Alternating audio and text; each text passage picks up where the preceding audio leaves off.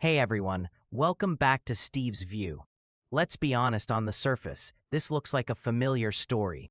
A longtime strongman leader is facing his toughest election, yet the economy is struggling, voters are frustrated, and suddenly a challenger emerges out of nowhere, gaining momentum, fast. And then, from across the Atlantic, one of the most powerful political figures in the world steps in, offering support, signaling alliance, trying to tip the balance. But here's the real question. Can Donald Trump actually save Viktor Orban? Because if you listen to a lot of commentary right now, especially from both American conservatives and European media, you might think this election is about ideology, about global populism, about whether the Trump model survives in Europe. But that's not what this election is really about. And more importantly, that's exactly why Trump probably can't save Orban. Let's break this down. For over 16 years, Viktor Orban has dominated Hungarian politics. Not just won elections, dominated them. He didn't just govern, he reshaped the system, media, institutions, electoral rules over time. All of it has been adjusted to reinforce his position. That's why many analysts stopped treating Hungary as a normal democracy years ago. Orbán isn't just a politician. He's a system. And for a long time, that system worked. He built a political identity around strong nationalism, anti-immigration policies, resistance to Brussels, and a very deliberate rejection of what he calls liberal Western values.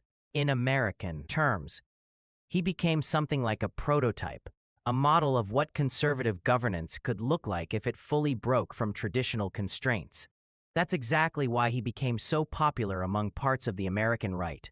For many in Trump's orbit, Orban isn't just an ally, he's proof of concept. A leader who took control of national institutions, fought cultural battles aggressively, defied international pressure, and most importantly, won repeatedly. So when Orban suddenly starts slipping in the polls, this isn't just Hungary's problem. It becomes symbolic. It becomes global. And that's where Trump and the broader MAGA movement step in. We're seeing political endorsements, strategic coordination, shared messaging, and even American political consultants getting involved behind the scenes.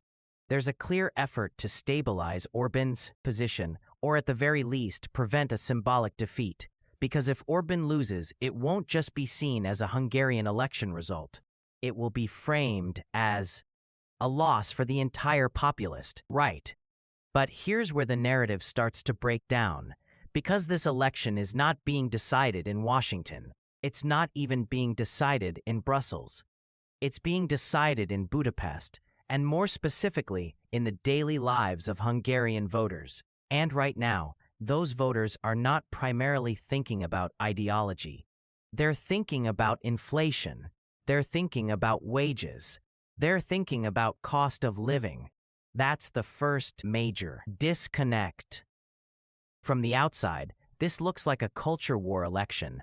From the inside, it looks like an economic referendum.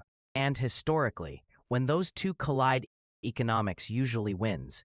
No matter how strong your ideological brand is, no matter how well you control the narrative, if people feel their standard of living declining, political loyalty starts to weaken. That's exactly what Orban is facing right now. Hungary has been hit hard by inflation, especially compared to other European countries. Energy costs, food prices, and currency pressure have all contributed to a sense that things are no longer stable. And stability was Orban's biggest selling point. For years, his argument was simple.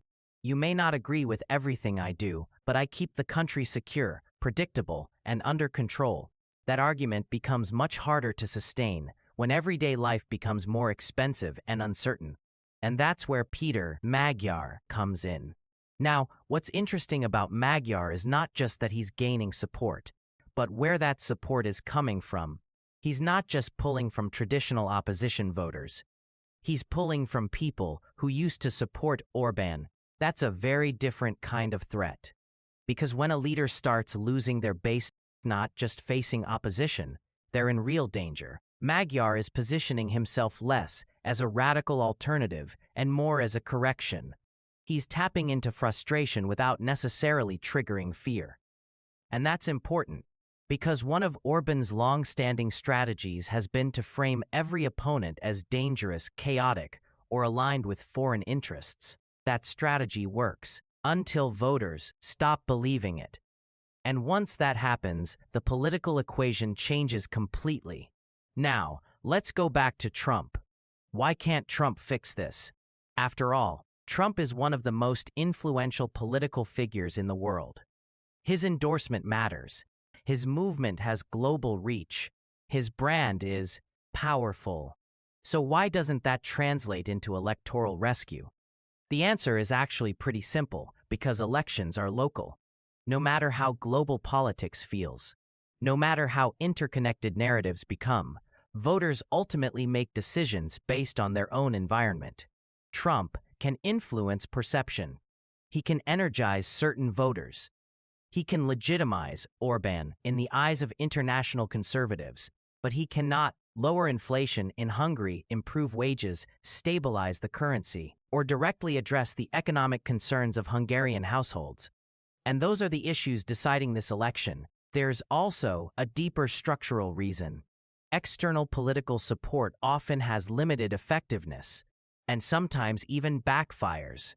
When a leader appears too aligned with foreign figures, especially polarizing ones, it can reinforce the opposition's narrative that the government is out of touch or overly dependent on outside influence.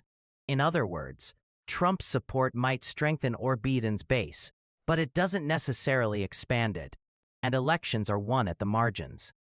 Now, here's where things get even more interesting. Despite all this, Orban is still very much in the fight. Why? Because this is not a level playing field. Over the past decade and a half, Orban hasn't just built a political coalition, he's built a political infrastructure. Media influence, institutional alignment, electoral design, these are not small factors. They matter a lot, and they give him resilience that most leaders don't have.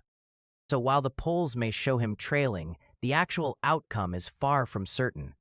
That's another mistake some analysts make. They assume polling dynamics will translate directly into results. But in systems where incumbents have structural advantages, the relationship between polling and outcomes becomes less predictable. So, what we're really looking at is a tension between two forces. On one side, economic pressure and voter dissatisfaction; on the other, institutional control and political durability. That's the real battle, not Trump versus Europe, not populism versus liberalism, but economic reality versus political structure, and depending on which side wins, the implications could be significant. If Orban manages to hold on, it will reinforce the idea that this model of governance, centralized, nationalist, institutionally reinforced, can survive economic downturns. If he loses, it sends a very different message, that even the most entrenched systems are vulnerable when economic conditions deteriorate enough. And that brings us back to the bigger picture. A lot of people are asking, is this a turning point for global populism? Maybe, but that's not the most useful question. A better question is, what actually sustains political power over time? Is it ideology? Is it control? Or is it performance?